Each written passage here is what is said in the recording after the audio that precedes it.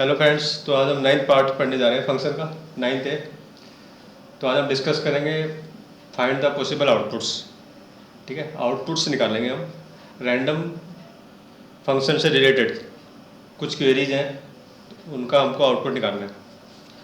ठीक है, ये एग्जाम में भी आते हैं, बहुत इंपॉर्टेंट क्वेश्चन है। तो फर्स्ट क्वेश्चन है import random X random dot random Y random dot randint. ठीक है, प्रिंट एक्स कॉमा वाई। ठीक है, ये है। तो फर्स्ट देखते हैं एक्स की वैल्यू जो है, यहाँ पे लिखा है रैंडम डॉट रैंडम। ठीक है, दो रैंडम लिखे हैं। जो पहले वाला रैंडम है ये तो मॉड्यूल है। ठीक है, ऊपर से आए जो दूसरा वाला रैंडम है ये फंक्शन है। ठीक है, और इस रैंडम की वैल्यू क्या होती है? मिनिमम 0.0 और मैक्सिमम वैल्यू क्या होती है?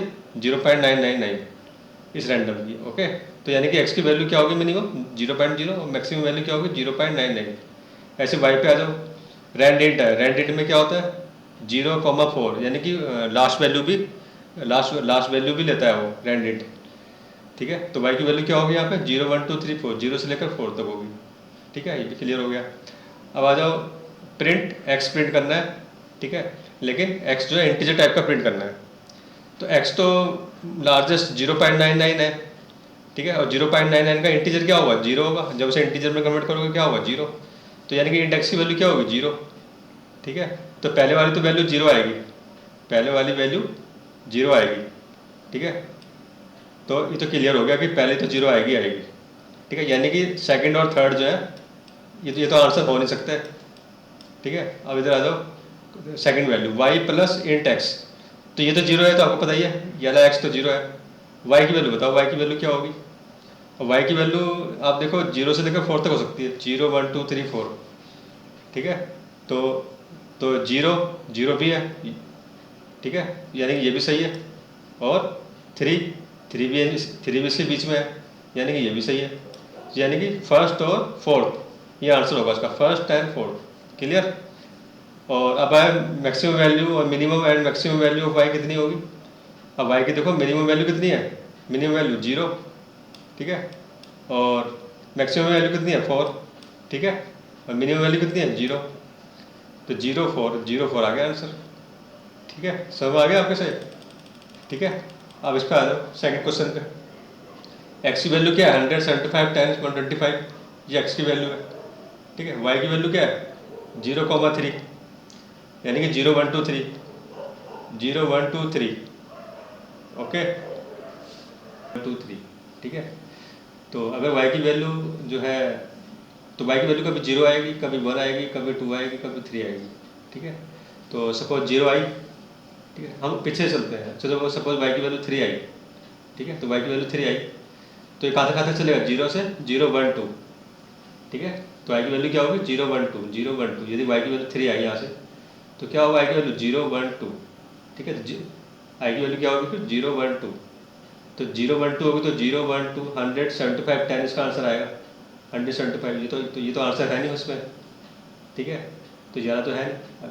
तो सेकंड देखते हैं अब, अगर y की वैल्यू यहाँ से 2 आई, 2, तो यहाँ क्या हो जाएगा? 2, y की वैल्यू 2, तो ये क्या हो जाएगा? 0 1।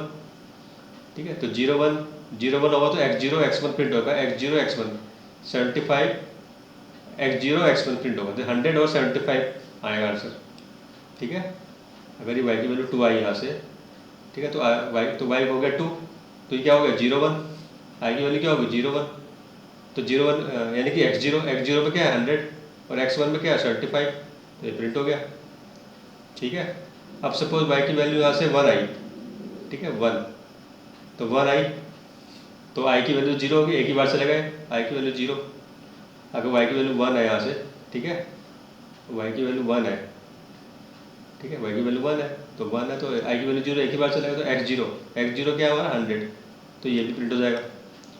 ठीक है, अब एक लास्ट वैल्यू देख लो, y की वैल्यू यदि 0 आई, y की वैल्यू 0 आई यहाँ से, तो 0 भी जा सकती है y की वैल्यू 0, तो y की वैल्यू 0 हो जाएगा, y की वैल्यू भी 0, तो चलेगा ही नहीं एक बार भी। ठीक है, तो ये और ये आंसर होगा, ये आंसर नहीं हो सकता, ये आंसर नहीं हो सकता। तो ये आंसर क्यों हो सकता है? 10 75 100, क्योंकि इसका ऑर्डर गलत है। ऑर्डर गलत है क्योंकि पहले वाला तो हमेशा 100 ही होगा, पहले वाला हमेशा 100 होगा, क्योंकि आई की वैल्यू 0 तो है सब में। ठीक है, आई की वैल्यू 0 तो है ही, आई की वैल्यू 0 तो हमेशा ही रहेगी 0। तो यानी कि x 100 से शुरू रहेगा ही रहेगा, ठीक है। तो या x 100 या तो 0 1 होगी या 0 1 2 होगी। तो x तो 100 हो, तो जो है पहली वैल्यू तो 100 होनी है, तो इसलिए ये गलत हो गया, ठीक है। तो फर्स्ट एंड सेकंड आंसर होगा। क्लियर। अब मिनिमम वैल्यू आप पूछ रहा है y और maximum value of y। Minimum value आप देख ही रहे हैं, मिनिमम वैल्यू 0 है y की ये, और मैक्सिमम वैल्यू कितनी है 3, तो 0 और 3, तो इसका आंसर होगा। क्लियर। नेक्स्ट देखिए, next question, find the possible output and write the minimum maximum value of S and E. Okay, तो हमको यहाँ पे वही करना है, एस एंड ई की मिनिमम और मैक्सिमम वैल्यू भी निकालनी है। तो क्वेश्चन है ये, इंपोर्ट रैंडम, पी की वैल्यू कितनी है 20 40 10 30 15, तो ये हमने ले लिया यहाँ पे, ठीक है। और एक्स की वैल्यू कितनी है 1 3, रैंड रेंज है, तो रैंड रेंज में क्या होता है, एक कम लेता है वो, ठीक है, 3 से एक कम यानी कि 1 2, ठीक है। तो ये ऐसा हो गया। ई रैंड रेंज यानी एक कम लेता है, तो 3 हो गया, 4 से कम 3 हो गया ना।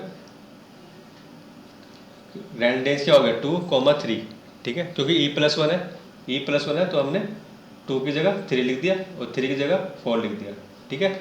ई की वैल्यू क्या होगी 2 3, ई की वैल्यू क्या होगी 2 3, और ई प्लस वन की वैल्यू क्या होगी 3 4, ठीक है। तो हमने ये भी निकाल दिया, ये भी निकाल दिया, ये भी निकाल दिया। क्लियर। अब इधर आ जाओ, for I in range S comma E plus one, यानी कि 1 2 और 3 4 है हमारे पास। एस कितना है 1 2 और ई प्लस वन क्या है 3 4, 3 4, ठीक है। तो आई की वैल्यू क्या होगी, आई की वैल्यू पहले होगी यहाँ से देखो आप 1 3 और 1 4, ठीक है।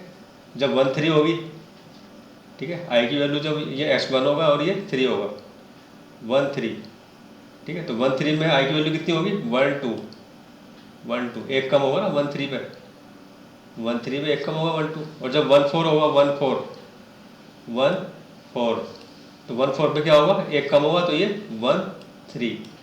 तो आई की वैल्यू एक तो ये होगी 1 से लेकर 2 तक और 1 से लेकर 3 तक। और फिर जब नेक्स्ट जो है एक्स की वैल्यू क्या हो सकती है, एक तो 1 होगी, एक 2 होगी, एक, ठीक है। नेक्स्ट एक होगी 2 होगी नेक्स्ट वाली एक्स की वैल्यू। तो इसके लिए भी हम ऐसे करेंगे 2 3 2 4, तो 2 3 से क्या होगा 2 3 से 2 2 हो गया, और 2 4 से क्या होगा 2 3, एक कम हो गया लास्ट वाला, ठीक है। देखो ये तो 3 है ना, तो यहाँ 2 ले लिया, ये 4 है तो यहाँ 3 ले लिया। तो आई की वैल्यू 1 2 हो सकती है, 1 3 हो सकती है, और 2 2 हो सकती है, और 2 मतलब 2 से लेकर 2 तक हो सकती है, 1 से लेकर 2 तक हो सकती है, 1 से लेकर 3 तक, 2 से लेकर 3 तक हो सकती है, ठीक है। अब हम देखते हैं हमारा आंसर क्या आएगा। इधर आ जाओ, फॉर आई इन रेंज, अब हम यहीं से देखते हैं आई की वैल्यू कितनी है 1, ठीक है, 1 है। तो P1 क्या है हमारा 40, ठीक है। तो 40 आएगा एक तो आंसर, ठीक है, 40 आ सकता है। और फिर नेक्स्ट क्या हो गया, आई की वैल्यू 2, ठीक है, आई की वैल्यू 2, तो क्या होगा 10, यानी कि 40 10 आ सकता है आंसर। इससे जो है 1 2 से क्या आएगा आंसर, इस 1 2 से 40 10 आएगा, ठीक है। और 40 10 यहाँ पे है, तो यानी कि ये सही है, ठीक है। अब आ जाओ 1 3 लो, 1 3 लो, ये 1 3, ठीक है, यानी कि 1 2 3। अब आई की वैल्यू क्या होगी, आई की वैल्यू 1 2 3, तो 1 2 3 के लिए क्या होगा 40, जब आई की वैल्यू 1 2 3 होगी तो क्या होगा P1 P2 P3, P1 P2 P3, यानी कि 40 10 10 या 40 10 30, तो क्या होगा आंसर 40 10 30, 40 10 30, तो 40 10 30 भी सही है हमारा, ठीक है। तो 1 3 से भी आंसर आ गया, 1 2 से भी आंसर आ गया। अब नीचे देखो 2 2 से, यानी कि एक ही बार चलेगा, ठीक है, 2 2 से। तो अब देखें 2 पे क्या है, आई की वैल्यू 2 होगी, आई की वैल्यू यदि 2 है तो P2 में क्या है 10 जी, P2 में क्या है P0 P1 P2 में क्या है 10, तो ये भी हमारा आंसर होगा, ये भी सही है, ठीक है P2।